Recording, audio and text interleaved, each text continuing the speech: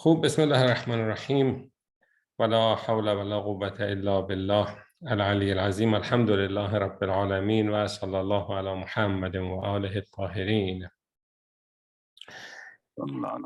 اللهم صل علی محمد و آل محمد.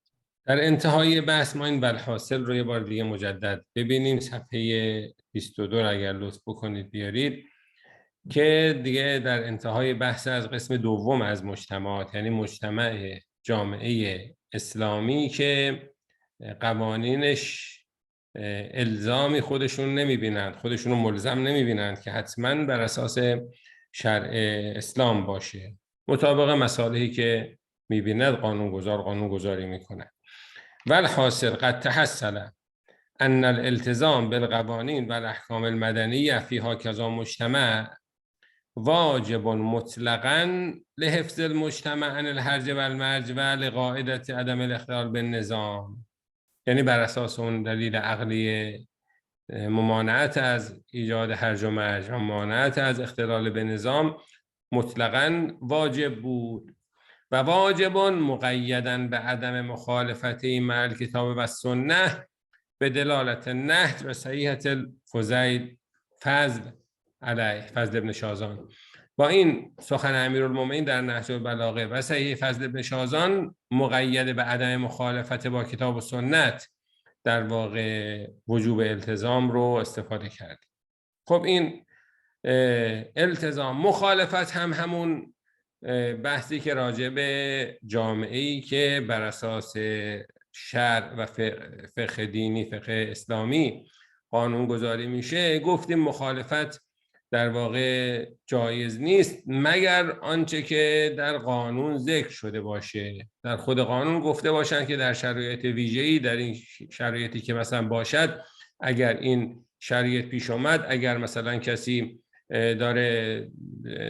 کسی رو بیماری داره که باید سریع به بیمارستان برسونه، خب چراغ قرمز هم میتونه رد کنه، ورود ممنوع هم میتونه بره. همین این چیزایی که بالاخره یا عرفاً وجود داره یا کسباً هم در قانون هست. به هر حال مخالفت کردن با قانون جایز نیست مگر مواردی که تو خود قانون ذکر شده باشه و مجوزش از طرف خود قانون گذار داده شده باشه. لذا گفتیم حکم المخالفه لا یجوز مخالفت الاحکام المدنیه فیها کذا مجتمع ایضاً ما لم یذکر فی القانون اطلاقاً. یعنی به هیچ وجه جایز نیست. حالا این بحثایی که من دارم میگم بعداً توی گام سوم که میخوایم اونجا به تزاحم برسیم، یعنی اگر تزاحم بین حکم شرع و قانون شد حالا چی کار باید کرد؟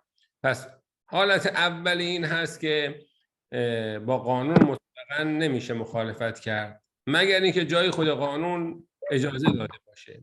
فإن کان جواز المخالفه احیانا و فی بعض الظروف مذکورا فی نفس الحکم او غیره الناظر الیه فهو و الا فلا. اگر در خود قانون این ذکر شده باشه، تو همون حکمی که مثلا میگه فلان قانون رو تصویب شد تبصره زده باشه مگر در این شرایط، خب تو خود اون نفس قانون تبصره زده شده باشه و شرایطی برای مخالفت با اون قانون ذکر شده باشه، یا در جای دیگری، اون جایی که مثلا بحث چه میدونم موارد بیمارستانی و موارد آتش سوزی و موارد اینا ذکر میشه، اونجا مثلا گفته شده باشه که اگر چنین شرایطی پیش آمد، جان مردم در خطر بود یا داشت مثلا آتش سوزی میشد یا کسی بالاخره نیاز به بیمارستان داشت، اینجا دیگه میتونه همه قوانین رو زیر پا بذاره و بیاد و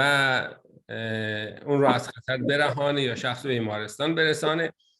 بالاخره ناظر به این باشه. پس بعد یا مذکور در نفس حکم باشه، تبصره‌ای در ذیل همون حکم اومده باشه، یا در جای دیگری ولی ناظر به این حکم بوده باشه. اگر چنین حالتی بود مخالفت جائزه و الا فلا.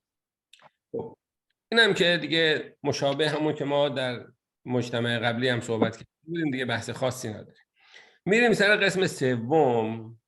این حداقل مایی که الان در اروپا داریم زندگی میکنیم این بیشتر مبتلا به ماست، اونم مجتمع غیر اسلامی. یعنی نه اون خود مجتمع اسلامی هم دو قسم بود دیگه. این اصلا مجتمع غیر اسلامی نسبت به مواطنینشون، کسانی که اصلا در این سرزمین به دنیا آمدن و رشد کردن و مسقط الرأسشون این سرزمین غیر اسلامیه، یا کسانی که در اینجا به دنیا نیومدن، در سرزمین های دیگری متولد شدن، رشد کردن، هرچی بعد اینجا آمدن و ساکن در اینجا شدن، مواطن یا غیر مواطن. نسبت به اینها در واقع حکم التزام به احکام مدنی چی هست که ما گفتیم دقیقاً طبق همون ادله‌ای که ما درباره مواطن و غیر مواطن در مجتمع اسلامی نوع دوم آوردیم. یعنی مجتمع اسلامی که بر اساس شریعت نیست قوانینش. دقیقاً به همون دلیل که ما درباره غیر مواطنین گفتیم که این یه شرط ضمن عقد بوده. اگر کسی اومده مثلا در یک کشوری که اسلامیه ولی مثل مالزی، مثل اندونزی، مثل اون کشورهایی که یا همین کشورهای خاورمیانه مثل ترکیه، مثل عراق، مثل این کشورهایی که خودشونو ملزم نکردن که قانونشون بر اساس شریعت باشه، یعنی مثل شورای نگهبانی ندارن که اگر جایی قانون خلاف شرع بود رد بکنه، هرچی مجلس تصویب بکنه. البته خب طبیعتاً چون مجلس مسلمانه خود نمایندگان ممکنه مسائل اسلامی رو در نظر بگیرن، ولی ممکن هم هست مواردی مصلحت رو در چیزی ببینن و مثلا یه قانون خلاف اسلامی هم تصویب بشه، بالاخره احتمالش هست. ولی علیه حال همون بحثی که ما راجع به مواطنین و غیر مواطنین در کشورهای اسلامی نوع دوم داشتیم، در کشورهای غیر اسلامی هم الکلام همون ادله اینجا هم میاد و همون ادله اینجا هم در واقع وجوب التزام اینجا هم ازش نتیجه گرفته میشه. لذا گفتیم القسم الثانی المجتمع غیر الاسلامی حکم المواطنین و غیر المواطنین فی الالتزام بالاحکام المدنیه و مخالفتها فی المجتمع غیر الاسلامی یظهر مما سبق فی مباحثنا فی حکم المواطنین و غیر المواطنین فی القسم الثانی من المجتمعات و الکلام. همون در واقع ادله‌ای که ما اونجا داشتیم همون ادله اینجا هم میاد و عین همون مباحث اینجا هم مطرح میشه. ممکنه کسی اشکال بکنه که آقا جون اینجا یه قیاس مع الفارق شما کردید، نمیتونید قسم ثانی رو با قسم ثالث یکسان بدونید. قسم ثانی کشور اسلامی بود، قسم ثالث کشور غیر اسلامیه و فارق بین این قسم دوم و قسم سوم اسلامی بودن قسم دوم و اسلامی نبودن قسم سومه. بنابراین قیاس شما قیاس مع الفارقه. پاسخ اینه که خب شما اونجا توی ادله ما توی هم نسبت به مواطنین هم نسبت به غیر مواطنین هیچ جا وصف اسلامیت رو شما دخیل نکردید. توی قسم اول اصلا کشوری بود که بر اساس شریعت اسلامی قانون گذاری میکرد، خب اون اصلا مبنای اسلامیت بود. ولی در قسم دوم چه توی مواطنین چه توی غیر مواطنین بحثی از مسلمان بودن طرف نبود. بحث این بود که مثلا راجع غیر مواطنین بحث شرط ضمن عقد بود، این نبود که طرفش مسلمان باشه یا نباشه. و راجع به مواطنین هم بحث جلوگیری از هرج و مرج و عدم اختلال و عدم به هم ریختن زندگی مردم و اینا بود دیگه، که این مشترک بین این که جامعه اسلامی باشه یا غیر اسلامی باشه. بنابراین وصف اسلامیت در ادله هیچ جا دخالت نداشت. لذا گفتیم ان قلت لا یجوز قیاس القسم الثانی مع القسم الثالث لکون القیاس هذا مع الفارق، این قیاس مع الفارقه و الفارق هو کون البحث هناک فی المجتمع الاسلامی و هنا فی المجتمع غیر الاسلامی. اونجا در قسم دوم بحث در مجتمع اسلامی بود، اینجا در قسم سوم بحث در مجتمع غیر اسلامیه. فرق میذاره. پس این قیاس مع الفارقه. پاسخ اینه که خب توی بحث ما راجع به التزام داشتن به قوانین، نه در مورد مواطنین نه در مورد غیر مواطنین، وصف اسلامیت مجتمع دخالتی نداشت. قلت لم يكن عند البحث هناك مدخلیة لوصف الاسلامیه فی المجتمع. اونجا هیچ بحث دخالتی نه در مواطن نه در غیر مواطن، اینکه جامعه اسلامیه هیچ دخالتی در بحث و در استدلال نداشت فراجه. مراجعه کنید ببینید دوباره ادله، این همون ادله درباره جامعه اسلامی میتونه پیاده بشه یا نه. اگر آقایون نکته‌ای داشته باشند که ما استفاده بکنیم.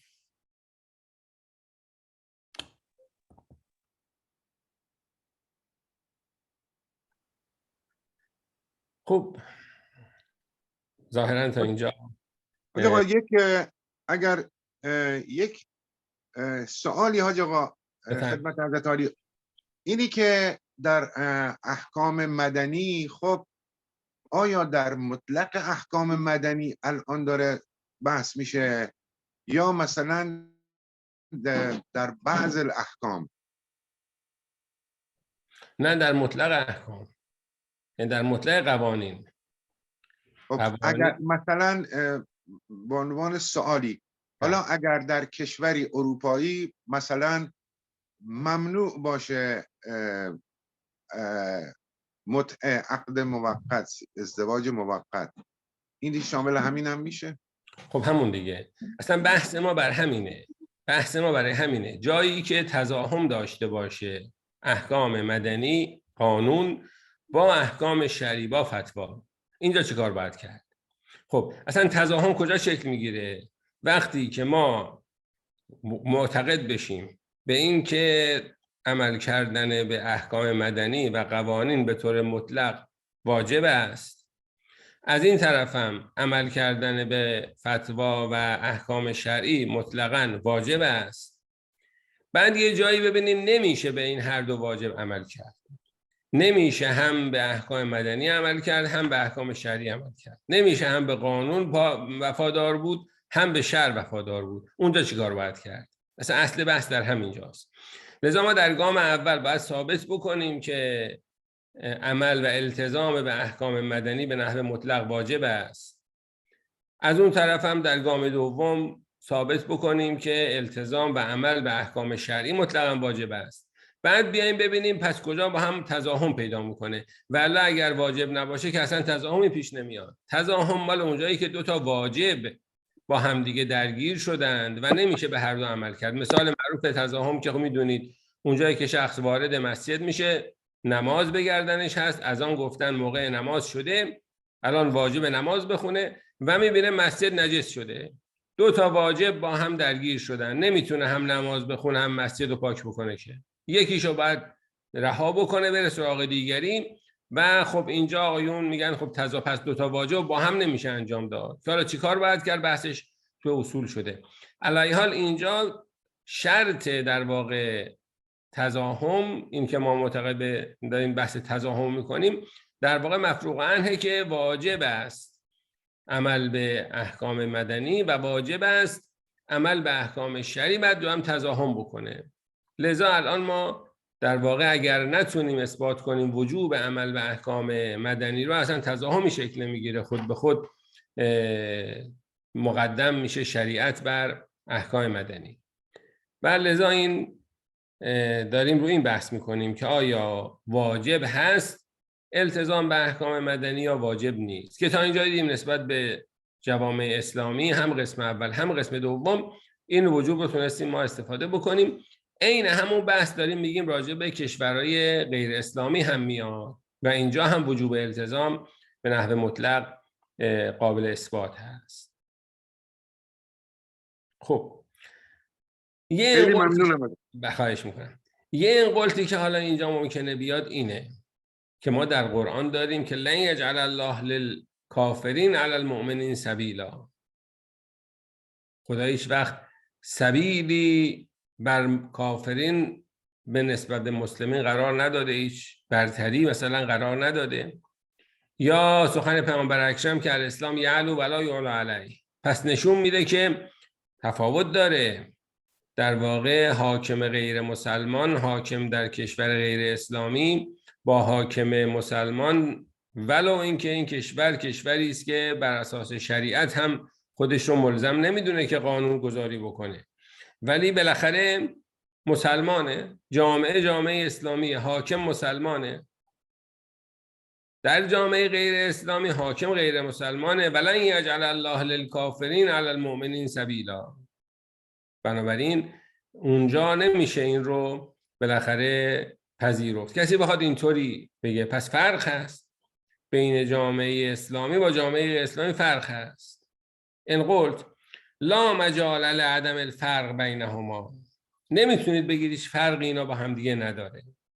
چرا؟ لانه هناک فی المتون الاسلامیه احکام فی العلاقه بین الکافرین و المسلمین. در متون اسلامی بالاخره، حالا اینجا تعبیر احکامون شاید خلاصه این مقدار باید تعبیر رو دقت کرد که چه تعبیری بذاریم. حالا شاید این متن مقداری انجام تغییر در متون اسلامی، در آیات و روایات در مورد ارتباط بین کافران و مسلمانان یه احکامی وجود داره. احکام فی العلاقه بین الکافرین و مسلمین التي تشمل الحاکم فی المجتمع غیر الاسلامی دون الحاکم فی المجتمع الاسلامی. این که در رابطه با ارتباطات کافران و مسلمانان، خب در رابطه با حاکمی که در مجتمع غیر اسلامی هست همین پیش میاد، ولی در مورد حاکم در مجتمع اسلامی دیگه همچین حالتی وجود نداره، چون حاکم در کشور اسلامی مسلمانه، حاکم در کشور غیر اسلامی غیر مسلمانه. پس اینا با هم دیگه در متون اسلامی احکامی وجود داره که قوله تعالی لن یجعل الله للکافرین علی المؤمنین سبیلا. خدا هیچگاه قرار نخواهد داد برتری رو برای کافرین نسبت به مسلمانان. هیچ راهی، هیچ سبیلی به نفع کافرین بر علیه مسلمانان خداوند قرار نخواهد داد. یعنی در واقع هیچ برتری رو خداوند قائل نیست. و قول صلی الله علیه و آله و سلم الاسلام یعلو ولا یعلو علیه. خب این دوتا نشون میده که در واقع تفاوت میکنه. کسی بخواد زیر بار حکومت بره، اون حاکم اگر حاکم مسلمان باشه یا حاکم غیر مسلمان باشه متفاوته دیگه. و کسی اینطور بخواد مثلا بحث بکنه و این اشکال رو بکنه. پاسخی ما داریم اینه که این لن یجعل الله للکافرین علی المؤمنین سبیلا رو آدم بره ببینه تفسیرش رو، هم اول آیه رو ببینه، سیاق آیات قبل و بعد رو ببینه و بعد ببینیم مفسرین چی گفتن. این آیه در سیاق آیاتیه که راجع منافقین داره صحبت میکنه. بحث منافقینه. خب و لذا این لن یجعل للکافرین علی المؤمنین سبیلا یعنی حجتی خداوند برای کافرین نسبت به مؤمنین قرار نمیده و ناظر به قیامت هست. فالله یحکم بینکم یوم القیامه. در قیامت لن یجعل الله للکافرین علی المؤمنین سبیلا. خداوند صحنه قیامت رو جوری ترتیب میده که کافرین بر علیه مسلمین هیچ حجتی نداشته باشند. و اصلا ناظر به این دنیا نیست. این لن یجعل الله للکافرین علی المؤمنین سبیلا خیلی جاها اینو میبینید، یعنی توی خیلی بحثا وقتی که میخوان تو ارتباطات کشورهای اسلامی با غیر اسلامی بحث کنن، میان از این لن یجعل الله للکافرین علی المؤمنین سبیلا استفاده میکنن که نباید زیر بار نباید.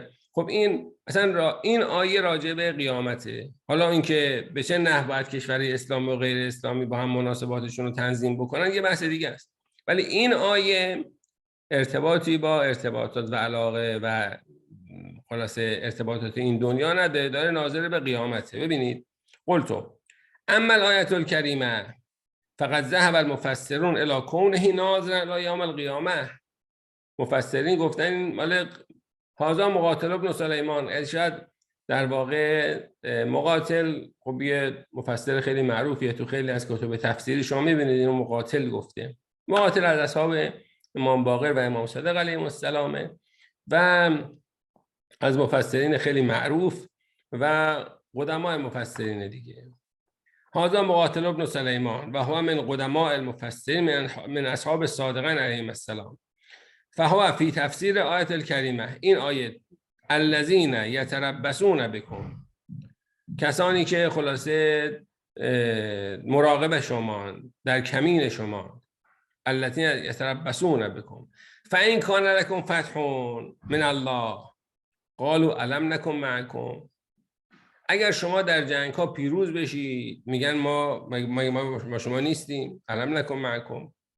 و این کان للکافرین نصیب قالوا الم نستحوذ عنکم و نمنعکم من المؤمنین. اگه کافران پیروز بشن میگن ما به شما نگفتیم مراقب باشید، ما شما رو از مسلمانان خلاصه دور نکردیم، نگفتیم بیشتر مراقبین، در واقع همراهی خودشون رو با اونا اظهار میکنن. فالله، که منافقینه دیگه، چون بحث منافقینه. فالله یحکم بینکم یوم القیامه، خداوند بین شما در روز قیامت حکم خواهد کرد، داوری خواهد کرد. ولن یجعل الله للکافرین علی المؤمنین سبیلا، خدا هیچ حجتی برای کافرین برای مسلم قرار نخواهد داد. مقاتل ابن سلیمان درباره این آیه میفرماید اخبر سبحانه عن المنافقین فقال عز وجل الذین یتربصون بکم الدوائر، کسانی که منتظرند به شما خلاصه پیشامدهایی برسد. باز دایجد علیهم دائره السوء داره دیگه، پیشامد بد.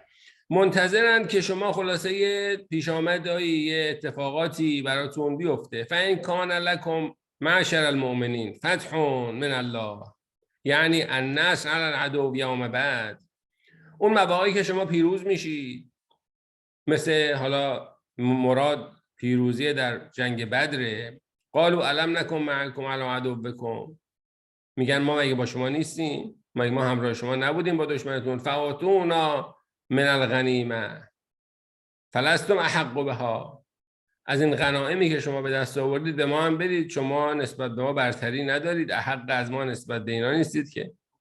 فذلک قوله سبحانه فی العنکبوت، در سوره عنکبوت هم به همین مطلب و خداوند فرموده که ولئن جاء نصر من ربک لیقولن انا کنا معکم.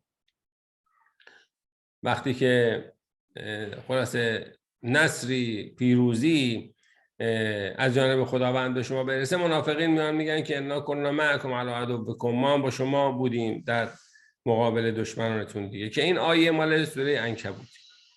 برمیگرده دوباره مقاتل ادامه و این کان للکافرین نصیبون. حالا اگر کافرین اینجا پیروزی داشته باشن، یعنی دولتن علی المؤمنین یوم احد، یعنی اون پیروزی که بر علیه مؤمنین در جنگ احد کافران به دست آوردن.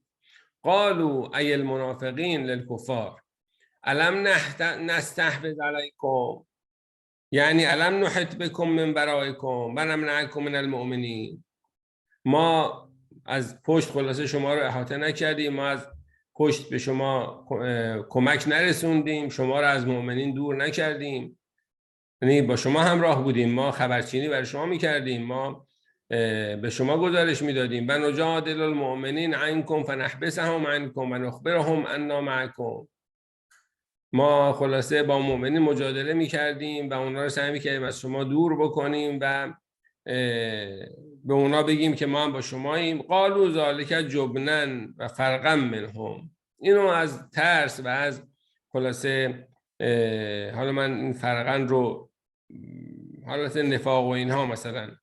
قال الله تعالی، خداوندی فرماید فالله یحکم بینکم یوم القیامه ولن یجعل الله للکافرین علی المؤمنین سبیلا، یعنی حجتا ابدا، هیچگاه خداوند حجتی برای کافرین بر علیه مؤمنین قرار نخواهد داد.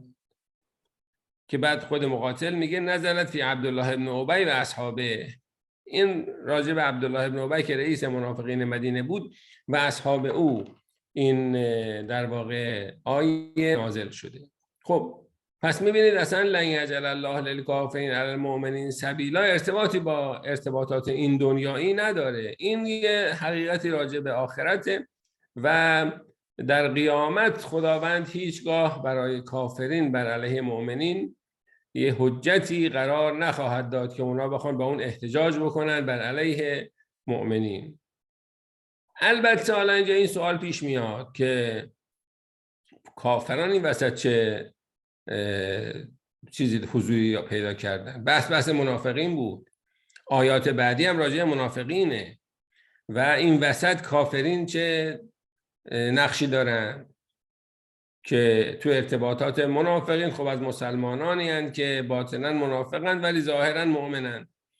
خب این داره در ارتباط داخلی مسلمانان صحبت میکنه که اونایی که باطنا مؤمنن و ظاهرا مؤمنن که مؤمنین واقعی هستند، یا اونایی که باطنا کافرن و ظاهرا مؤمنن و منافق هستند. بخاطر در دایره مسلمان مؤمن و مسلمان منافق داره صحبت میشه. یه دفعه پای کافرین وسط کشیده میشه، این چه وجهی داره؟ لذا این صدر و ذیل آیه به نظر میاد که مقداری نیاز به توضیح داشته باشه که یه دفعه پای کافرین وسط کشیده شد. و همینطور سیاق آیات بعدی هم هست راجع منافقینه. این وسط توی بحث منافقین که بحث داخلی مسلمانانه، یه دفعه پای کافرین وسط کشیده شد. این چه وجهی میتونه داشته باشه؟ طبری، محمد بن جریر طبری در اون تفسیر طبری معروف، ایشون اومده یه ارتباطی بین صدر و ذیل آیه برقرار کرده. یعنی اینکه این وسط پای کافرین وسط کشیده شد چه وجهی میتونه داشته باشه؟ لذا ما این از اون نقل کردیم.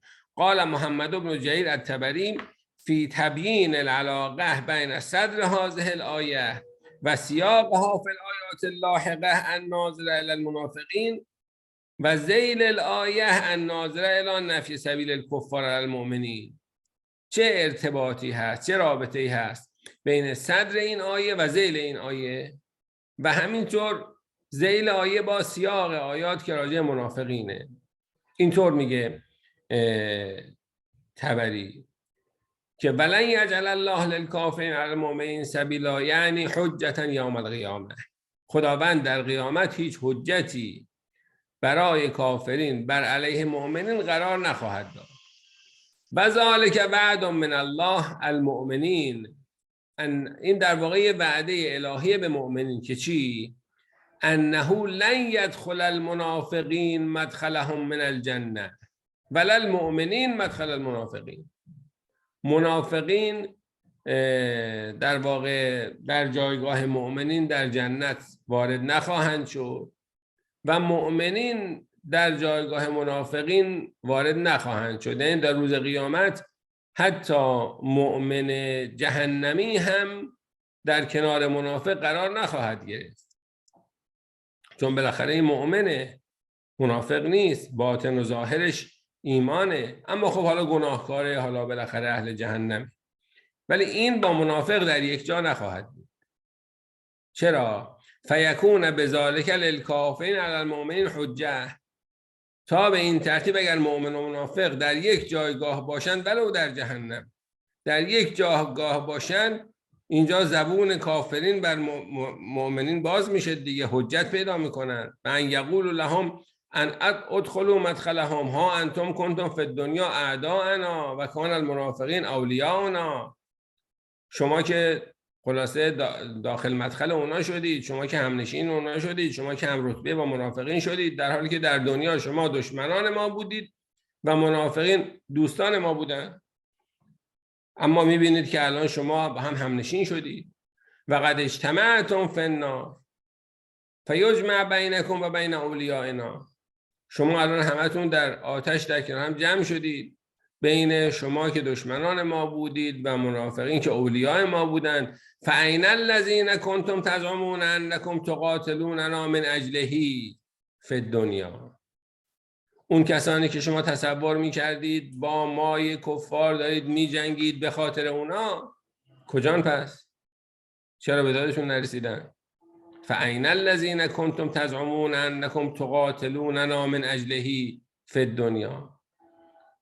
این زخم زبانها و طعنه هایی که در واقع کافران به مؤمنین بزنند، این رو خداوند هیچ وقت اجازه نخواهد داد. فذالک هو السبیل الذی وعد الله المؤمنین ان لا یجعلها علیهم للکافرین. این اون سبیل و اون حجتی است که خداوند وعده داده به مؤمنین که هیچگاه برای کافران چنین حجتی رو نسبت به مؤمنین قرار نخواهد داد. یعنی هیچگاه شرایطی فراهم نمیشه که کافران برگردن به مؤمنان طعنه بزنن، زخم زبان بزنن، بگن که خب شما اون دنیا دشمن ما بودید، با ما به خاطر خدا و به خاطر اعتقاداتتون می جنگیدید، الان دیدید که پس چرا به کمک ما شما نیومد و شما مثلا با منافقین هم نشین شدید و اینها. این حالا آیه تفسیریه که محمد بن جبیر طبری میکنه. جناب آقای صباح الدین بفرمایید. سلام علیکم. علیکم السلام و رحمت الله. درباره این آیه همچون طبری هم فرموده، شما فرمودید، یا مثلا مفسرین قدما که این مربوط به روز قیامته. در تفسیر المیزان یا در تفسیر آیت و جوادی آمولی اینا میفرمایند که بله سیاق آیه اینا نشون میده که این روز قیامته. بله وقتی ما سوای یا غیر از سیاق آیه نگاه کنیم، این در دنیا را هم شامل میشه. یعنی در دنیا هم لن یجعل الله للکافرین علی المسلمین سبیلا، در دنیا هم این همچنینه. چون اگر شما اگر اینو در نظر بگیریم، آیه اگر حکم تشریعی بیان کنه، این حکم تشریعی باشه، این آیه تشریعی باشه، حکم تشریعی بیان کنه، در روز قیامت حکم تشریعی وجود نداره که. اگر تکوینی باشه در این دنیا معنی نداره که. یعنی در قیامت آیه بیان حکم تشریعی باشه، اصلا آیه ما اینو بیان کنیم کافرین علی المؤمنین سبیلا ندارن، مسلط نیستن، این اصلا تو روز قیامت معنی نداره که. چون کاملا اونجا دیگه خدا حکم میکنه، همه جای خودشون میرن. در جهنم یا در جنت گله کردن و نمیدونم حرف زدن این معنی نداره که اینجا. پس معلومه که اینجا حکم تشریعیه نه تکوینه. بله اگر چیزم باشه، تکوینی هم باشه، کاملا درسته. یعنی حکم اولش تکوینیه، تکوین در این دنیا هم در آخرت هم همینجوره. پس اینجا ما نمیتونیم بگیم که این آیه منحصر به چیز روز قیامته. در این دنیا هم این صادقه. علامه آدیاملی میفرمایند که اگر در دنیا مسلمانان دو تا عنصر داشته باشن، توحید می‌داره یا وحدت می‌داره، اون موقع آیه صادق در این دنیا هم میشه. یعنی در این دنیا هم کافرین بر مسلمانان مسلط نخواهند شد. یعنی این نه اینکه در هیچ جایی، بله نباید ما بگیم که در این دنیا من اصلا نخواهند. گاهی مسلط میشن، گاهی مسلمانان مسلط میشن، ولی اینه که مسلمانان نباید تسلط کافران را در این دنیا قبول کنن. این حکم تشریعیه، یعنی قبول کردن اینجا مطرحه، نه اینکه حکم تکوینی باشه که مثلا میتونن یا نمیتونن. خیلی ممنون آیه صباحی. حالا این دوستان دیگه هم حتما در همین زمینه میخوان صحبتایی رو بکنن که بشنویم و بعد میخوایم جمع‌بندی بکنیم. جناب آقای حیدری بفرمایید، شما دستتون رو بلند کردید. سلام علیکم و رحمت الله. سلام و رحمت الله. فرمایش جناب آقای صباح الدین از این جهت که میگه این برای دنیا هست، درسته، چون آیه در دنیا هم ممکنه خداوند گفته باشه سبیلی بر کفار قرار نداده.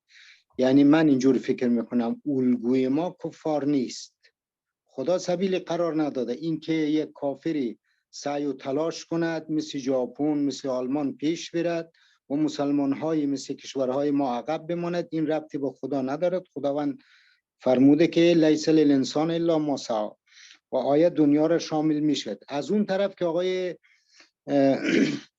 صباح الدین فرمودن که این در آخرت ارتباط ندارد، ارتباط داره، چون در آخرت هم محل منطق، محل استدلال. خداوند این برای اونها سبیل قرار نداده که اونها استدلال کنن. اونجا که شما فرمودین ما را محکوم کند که بله دیدید در دنیا شما با اینها نبودید، اینها با ما بود، الان اینها شما پهلوی اینها هستین در جهنم. این آیت به نظر بنده هر دو جا رو میگیرد، هر دو تا رو شامل میشه. خیلی متشکرم. منظورم که آخرت را شامل نمیشه، اینو عرض کردم اگر آیه حکم تشریعی باشه قیامت را در بر نمیگیره. اگر تکوینی و تشریعی باشه بله، تکوینی در قیامت، تشریعش در دنیاست. من فقط اینم خواستم عرض کنم. حالا تکوین که در بود یک چیزه، نه اینکه در واقع فقط تشریع به این معنی باشه. تشریع در واقع به این معنا که نباید کافر نسبت به مؤمن سبیل پیدا بکند. این تشریع تکوین این که اتفاق نخواهد افتاد، یعنی هیچگاه خدا نمیذاره کافرین و مؤمنین استیلا پیدا بکنند. این مثلا حالت تشریعی های صبایدین میفرمایند که نظر علامه استاد جوادی آملی این بوده که در واقع حالت تشریعی که در قیامت نمیشه، یعنی این که اونجا که محل غدن حساب ولا عمل، بله، محل عمل دیگه نیست، لذا تشریع در اونجا معنا نداره، بعد تکوینی باشه تا به قیامت هم بخوره که حالا این رو انشالله حالا مطالبی خدمتتون خواهم گفت. جناب آقای آوایی شما بفرمایید. آقا تا اونجا که به ذهن بنده میرسه در برخی ادله در عدم جواز مثلا مرد کافر با زن مسلمان یا مرد غیر مؤمن با زن مؤمنه یعنی شیعه، اینجا به این آیه در عدم جواز به این آیه استدلال شده، پس معلومه در امور دنیوی هم از این آیه فقها استفاده کردن.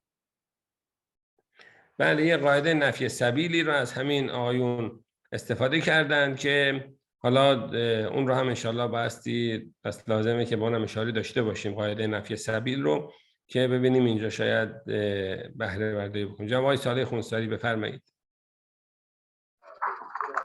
سلام علیکم و رحمت الله. محضر شریفتون عرض بکنم که آیا ممکنه اینجوری آیه رو ببینیم که با توجه به اینکه حالا شأن نزول آیه در مورد منافقین هست، اما اینجا خداوند قاعده کلیه رو بیان میکند و اون کافرین یعنی کافر رو به معنی اسم عام در نظر بگیریم، یعنی خداوند میخواد بفرماید که برای غیر مؤمن سبیلی نسبت به مؤمن قرار داده نشده، اما از اینکه کافر باشد، منافق باشد یا مشرک باشد به هر شکلی، یعنی اینها نمیتونن و نباید تسلطی داشته باشن بر مؤمن، که همین نکته‌ای که سیدنا فرمودن قبل از حقیر در مورد موضوع بحث ازدواج و عقد ایقاع. نکته دیگه که می‌خواستم عرض کنم این است که باز نسبت به فرمایشات جناب صباح الدین، این آیه میتونه در نفس الامر و در واقع در عند الله این گونه باشد که یک قانون تکوینی است، یک قانونی است که خداوند در جفت خلقت قرار داده که نباید این چنین بشود. ما از این قاعده‌ای که خداوند قرار داده به عنوان لن یجعل الله للکافرین علی المؤمنین سبیلا قوانینی رو وضع می‌کنیم برای زندگی دنیا، یعنی این قاعده کلیه تکوینیه باعث میشه که ما یک قوانینی رو برای زندگی دنیامون ایجاد بکنیم، بسازیم که در اون قوانین مراعات کنیم تسلطی، سلطه‌ای، سبیلی از غیر مؤمن بر مؤمن نباشه. حتی یه حدیثی هم از امام صادق سلام الله علیه هست که فرمود خداوند همه اختیار مؤمن را به خودش داده الا اذلال نفسه، و این الا اذلال نفسه اشاره به این است که مؤمن خودش رو در ید دیگران قرار بده. به این شکل خواستم ببینم این قابل استفاده هست یا نه. متشکرم. خیلی متشکرم جناب آقای صالح خونساری. بله، آقایون فقها در واقع قاعده فقهیه دارن، قاعده نفی سبیل، که عمدتاً از همین آیه استفاده میشه. حالا اینکه آیه صباح الدین فرمودن حضرت استاد آیت الله آزمای جوادی آملی و مرحوم علامه طباطبایی در المیزان راجع به این آیه صحبت کردن، من البته خب باید حالا عین مطالبشون رو ببینیم و اینجا راجع به صحبت بکنیم، هم قاعده نفی سبیل رو.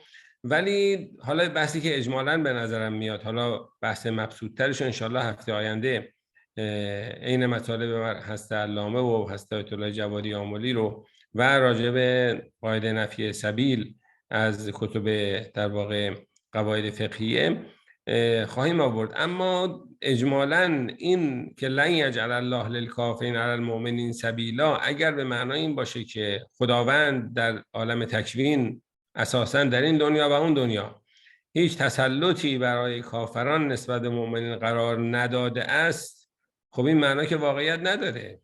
این معنی که همین الان ما در دنیا میبینیم که در واقع کافران تسلط دارن نسبت به مؤمنان و علاوه تکوینی و لذا اینو باید دید چه معنای مراد هست که در عذرخواهی میکنم جناب استاد. عرض من این است که در حقیقت و در حال به تعبیر بگیم عند الله، در اراده خداوند این است که نباید این موضوع تحقق پیدا بکنه. خود خداوند هم قوانینش رو به گونه‌ای قرار داده، آیاتی که نازل فرموده بر این است که هرگز این اتفاق نیفته. پس این عند الله هست و مرضی خداونده.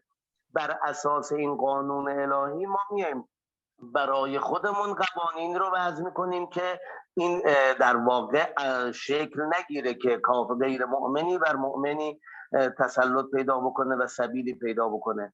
و اگرچه ممکنه در واقع وقایع روزگار این اتفاق مکرر اتفاق بیفته که حالا این رو هم باز میشه تفکیک قائل شد به اینکه یک نفر در یک حاکمیتی داره زندگی میکنه، حاکمیت کفره، آیا این رو هم مصداق سبیل علی المؤمنین بدانیم یا اینکه در یک جایی که عقد و معاهده است اونجا ممکنه این آیه در واقع مصداق پیدا بکنه و حاکم باشه؟ همین دیگه باید ببینیم ما نفی سبیلی که در این آیه اراده شده این آیا تکوینی تشریعی، حالا اینطورم که آیه صباح الدین هم از مرحوم علامه های جوادی آملی نقل کردند و هم اگر میخواد تکوینی باشه یا تشریعی باشه، چون تشریعی که به قیامت نمیتونه معنا پیدا بکنه، تکوینی هم میبینیم که این معنای از نفی سبیل که معنی عدم سلطه باشه واقعیت نداره و هیچگاه هم شاید واقعیت نداشته. لذا این رو باید دید واقعا مراد از نفی سبیل چی هست. اینو انشاءالله برای هفته بعد آماده خواهیم کرد و بحث خواهیم کرد. جناب آقای شیخ محمد شما بفرمایید.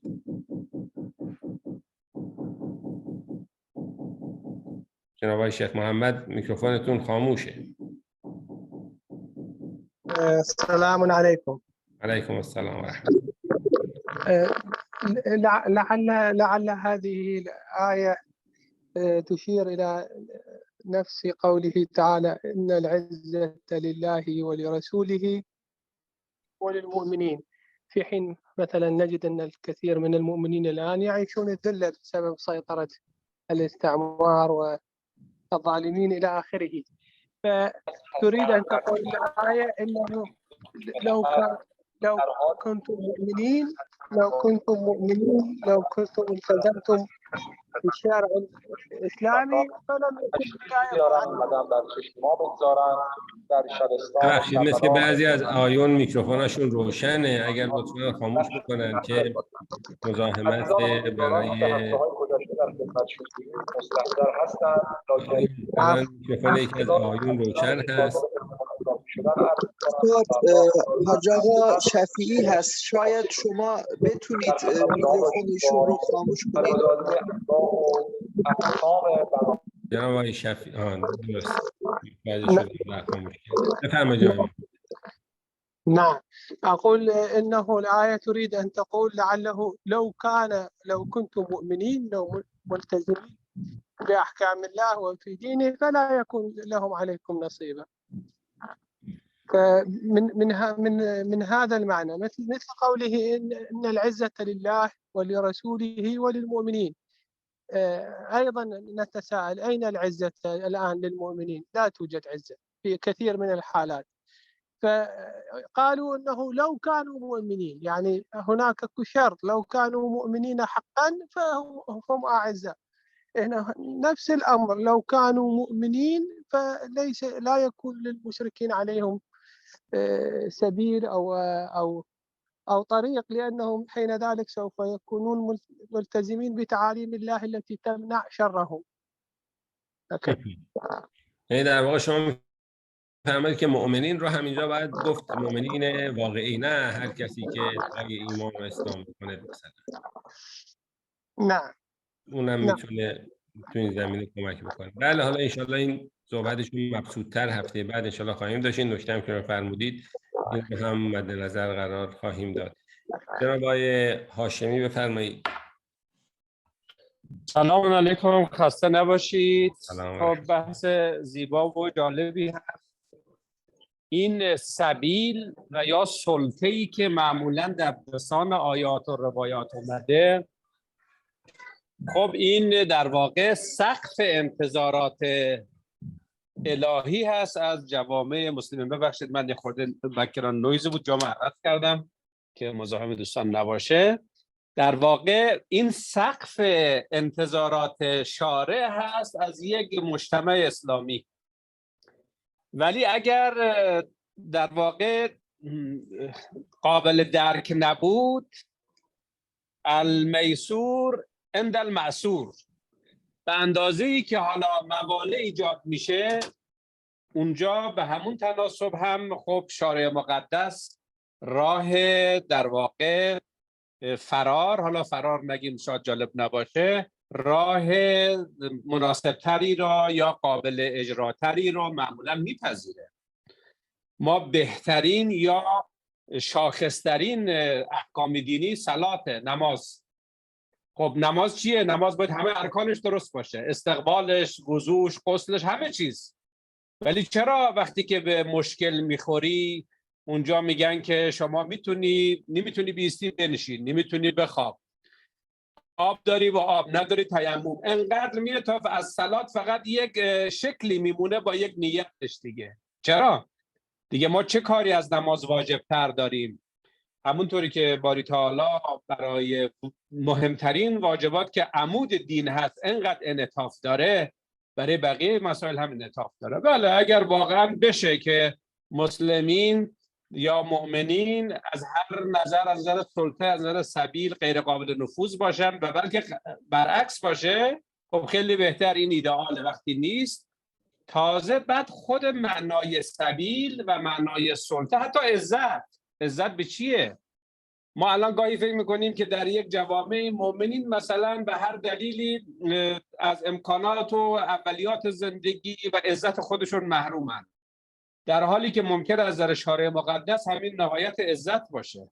از نظر قوانین ظاهری وقتی ما به حادثه عاشورا نگاه کنیم ممکنه اصلا بگیم خار شد نعوذ بالله در اونجا اهل بیت، مگر اسیری خاری نیست. از نظر محاسبات طبیعی و دنیوی شهادت هم یک نوع شکسته، ولی اونجا میبینیم که نهایت عزته. بنابراین ما نمیتونیم حتی عزت را هم با این پارامترهای مادی بسنجیم. بنابراین اگر گاهی هم ما به العزت و لله و للمؤمنین و للرسول و للمؤمنین مثلا، یا همون سلطه یا بحث سبیل، همه این را در نظر بگیریم، اولا اگر اون ظاهری رو هم در نظر داشته باشیم که سقف انتظارات شارع هست، هر جاش که به مشکل میخوریم آرام آرام میتونیم عقب نشینی کنیم. عقب نشینی به معنای همون المیسور عند المعسور. در هر صورت من میخوام بگم کاملا در جوامع غیر مسلمان که مسلمان ها اونجا هستن، تا اونجایی که میتونن، هر جا که نتونستن، هیچ وقت خدا تکلیف مالای اتاق نخواسته، هیچ وقت خدا راضی به اختلال نظام نیست، حتی در اون نظام هایی که اینها غیر دینی هستن ولی بالاخره مردم دارن در زیر سایه قوانین و مقررات اونجا زندگی میکنن و از تعارض و از تساقط، از نمیدونم محاربه به معنای جنگ جدال، نه به معنای حالا با حاکم در واقع اسلامی، پرهیز داشته.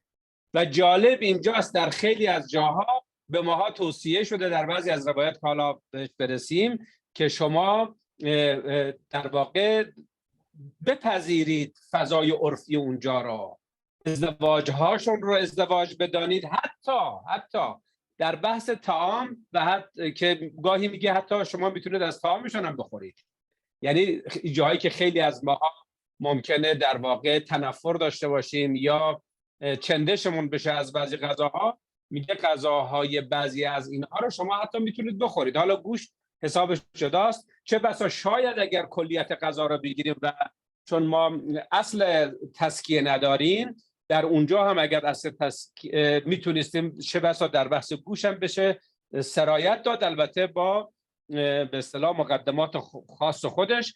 همچنان که در بحث اکل میته که میشه، زمانی که به اضطرار میرسی میگه نه، برای حفظ جانت اکل میته هم بکن.